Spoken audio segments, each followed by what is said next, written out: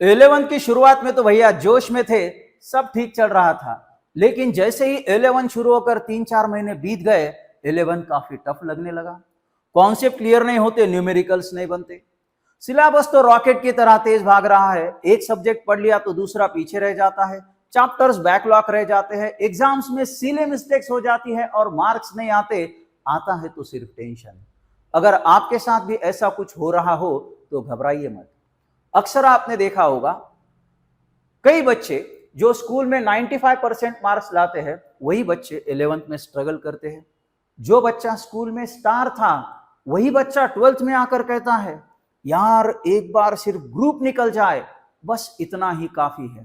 ऐसा क्यों होता है? Why this Kolaveri? आइए समझते हैं। दोस्तों, कुछ मैचेस हम इसलिए खेलते हैं, जो मैचेस हमारी सक्सेस का फाउंडेशन बनाती है, हमें तैयार करती है, काबिल बनाती है असली मैच खेलने के लिए और जीतने के लिए। लेकिन यहां माइंड फ्री होता है, कंपटीशन भी अपनों से ही होती है। स्कोर थोड़ा बहुत कम ज्यादा भी हो जाए तो कुछ फर्क नहीं पड़ता, टेंशन नहीं आता, प्रेशर नहीं बढ़ता। लेकिन 12th की पढ़ाई आईपीएल के मैचेस की जैसी होती है। कम टाइम में ज्यादा स्कोर बनाना होता है, एक एक बॉल एक एक रन इंपॉर्टेंट होता है, पूरा करियर उस पर डिपेंड होता है, ऊपर से ऑडियंस का दबाव। और इसीलिए जो खिलाड़ी इस मैच में चैंपियन था, वही खिलाड़ी इस मैच में स्ट्रगल करता है, उसके पसीने छूट जाते हैं। दोस्तों, ऐसी ही होती है ना 11th और फिर 12th की पढ़ाई। पूरे देश के बच्चों के साथ कंपटीशन, स्टेट के बच्चों के साथ कंपटीशन, ऑल इंडिया रैंक अलग, स्टेट रैंक अलग, बोर्ड का परसेंटेज अलग। बड़ा मुश्किल लगता है, लेकिन अब खेलना तो है और जीतना भी। जब आंखों में अरमान लिया, मंजिल को अपना मान लिया, अब मुश्किल क्या और आसान क्या, बस ठान लिया तो ठान लिया।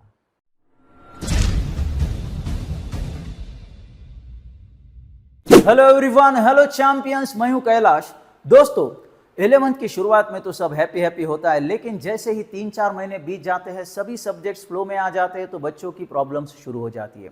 कॉन्सेप्ट क्लियर नहीं होना, न्यूमेरिकल्स नहीं बनना, चैप्टर्स का बैकलॉग रह जाना, एग्जाम्स में मार्क्स नहीं आना, ऐसी अलग अलग प्रॉब्लम्स बच्चे फेस करते हैं, परेशान हो जाते हैं और फिर आकर कहते हैं, सर दिमाग का दही बन रहा है, कुछ तो गाइड करो, क्या इन प्रॉब्लम्स की कुछ सॉल्यूशंस नहीं है?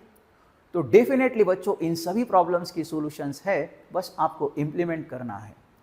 तो आज मैं आपको बताने वाला हूं, आपको 11th-12th में आने वाली ऐसी ही प्रॉब्लम्स, उनकी रीजंस और परफेक्ट सॉल्यूशंस। डेफिनेटली ये वीडियो आपके लिए हेल्पफुल होगा। दोस्तों, 11th में सिलेबस का लेवल काफी बढ़ जाता है। 10 तक का सिलेबस हमारा एक स्ट्रॉन्ग फाउंडेशन बनाता है हमें आगे लेकर जाने के लिए। फिर चाहे आप साइंस में जाइए, कॉमर्स में जाइए या आर्ट्स में जाइए, 10 तक का सिलेबस इन सभी का बेसिक बनाता है।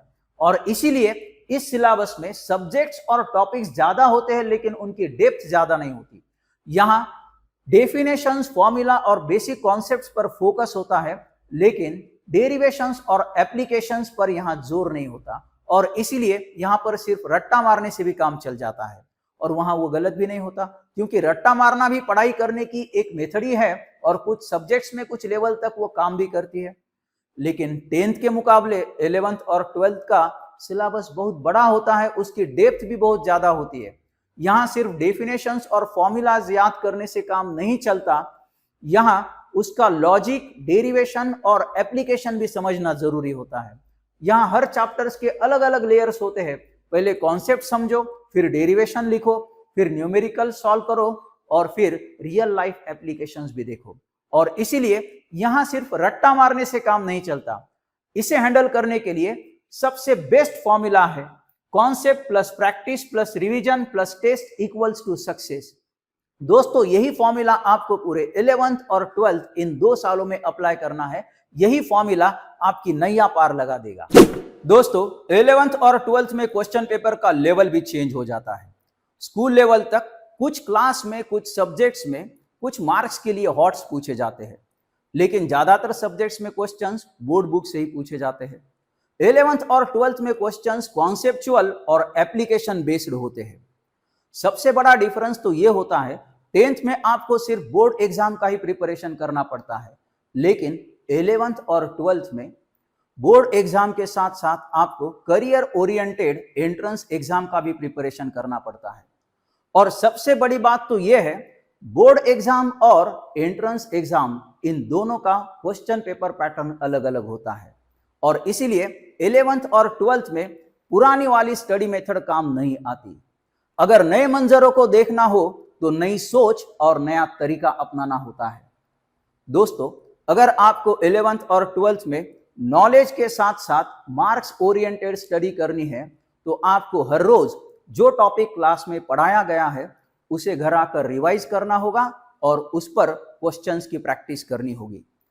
सबसे इंपॉर्टेंट यह है कि आपको प्रीवियस ईयर्स के क्वेश्चंस की भी प्रैक्टिस करनी होगी ताकि आपको यह समझ में आए एग्जाम में किस लेवल के क्वेश्चंस पूछे जाते हैं।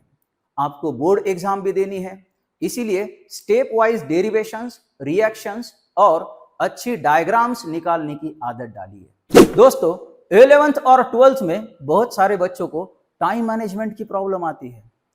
10th क्लास तक लगभग सभी बच्चे स्कूल अटेंड करते हैं, कोचिंग क्लासेस अटेंड करते हैं, फिर स्टडी करते हैं और एग्जाम्स भी देते हैं। उनका पूरा टाइम मैनेज होता है। लेकिन 11th और 12th में बच्चों को डबल लोड होता है बोर्ड और एंट्रेंस का, और सिलेबस भी बड़ा होता है, डेट भी ज्यादा होती है और दोनों एग्जाम का क्वेश्चन पेपर पैटर्न भी अलग अलग होता है। अगर प्रॉपर टाइम मैनेज नहीं हुआ तो बच्चों का रिवीजन कम हो जाता है, प्रैक्टिस कम पड़ जाती है और फिर मार्क्स गिर जाते हैं और फिर बच्चा परेशान हो जाता है, कहता है अब पढ़ूं क्या और छोड़ू क्या। तो बच्चों, इस प्रॉब्लम को टैकल करने के लिए, हैंडल करने के लिए आपको अपनाना होगा एक स्मार्ट स्टडी प्लान, जिसमें आपको टाइम मैनेजमेंट के लिए स्टडी की पोमोडोरो टेक्निक अपनानी होगी, जिसमें हर सब्जेक्ट की 50 मिनट फोकस्ड पढ़ाई करनी है और फिर 10 मिनट का ब्रेक लेना है, जिससे आपका माइंड फ्रेश रहेगा। लेकिन एक बात याद रहे, 50 मिनट स्टडी के बाद ब्रेक 10 मिनट का ही होना चाहिए, नहीं तो 50 मिनट स्टडी और 1 घंटे का ब्रेक बैठ गए मोबाइल लेकर तो आपका पूरा प्लान चौपट हो जाएगा।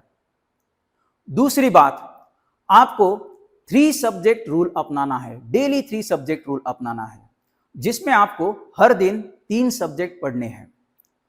हर दिन एक ही सब्जेक्ट पढ़ोगे तो आपके बैकलॉग के चांसेस ज्यादा होंगे।